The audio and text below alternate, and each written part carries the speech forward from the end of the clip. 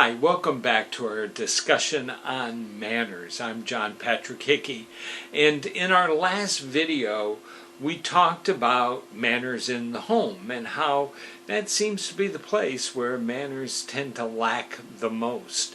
And one of the important reasons for having manners in the home, besides the fact that it's the place where they really do deserve to be, I mean, these are the people who we love the most and who are the most important in our lives.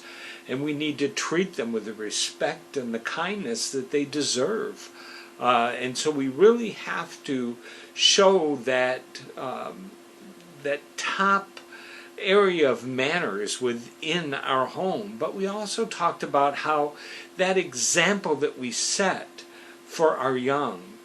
But let's talk about setting that example for the young in a broader level, because not all of us have children at home. Some of those children have now grown, and I had two daughters and have two daughters, and but they're both adults now. They have their own families.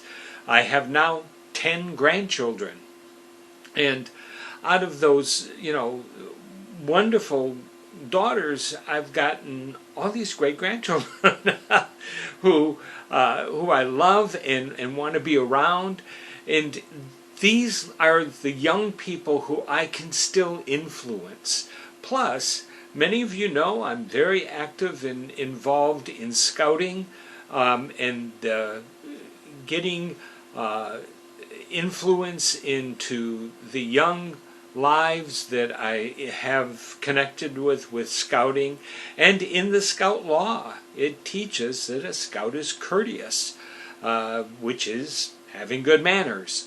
So we need to be able to reach out to young people. You see, if all we do when we focus on helping young people to grow and to learn, and when we look at ourselves as an example, which, by the way, you may say, well, it's not my responsibility to be an example to everyone. Yes, it is. It is your responsibility. As an adult, we are responsible to be an example to all people, all the time.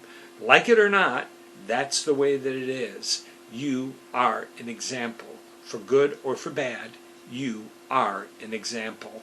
And we're going to talk more in our next video about adults. But right now, let's keep focused on young people. But we also want to reach out to the wider area of young people. Perhaps you're a teacher, or you're involved in scouting, or a different organization that deals with young people. Perhaps you teach Sunday school, or you're part of a youth group, or there's many different areas that we can touch the lives of young people. And the thing is not what you teach them. That's important. But it's how you live is what's the major importance. You have to be able to really reach out and make a difference in the lives of the people who you influence. You have to be able to show them by example that there is a better way to live, a better way to treat people. And you don't say, hey, look at me, follow what I'm doing. You have to be able to just do it. And then young people will catch on. See, that's the problem. We look at young people, we can have all kinds of negative feelings towards them. We accuse them of their manners. We accuse them of their behavior. We shake our heads and think of how awful that the young people have gone over the cliff.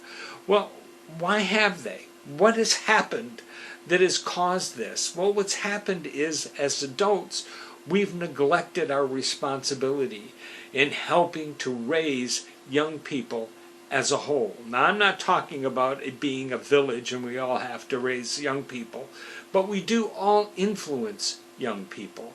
And the more of us who can show good manners, kindness, respect for other people, the more that's going to reflect on the younger generation, and they're going to bring that up and be able to influence people for them. Always remember, the youth of today will be the adults of tomorrow. And I look at that and not with real rejoicing either, but I look at my generation back in the 60s. These are the young people who are leading our country right now. They were young when I was young. They came out of that 60s generation. And I've often said, and I know this sounds kind of strange, but I do believe it's true. I think one of the best things to happen to this country is when the very last of the 60s generation dies. And we're all done with us.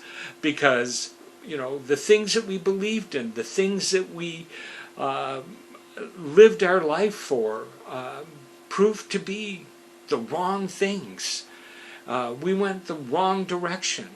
And it's our responsibility now to look at young people and say, hey, don't go the way we went. Don't do the things that we did. Don't believe the things we did. We believe lies. We were told lies and we believe lies. And you can look at the leaders of today and you can see where those lies have led us. So I encourage you, be that good example to young people.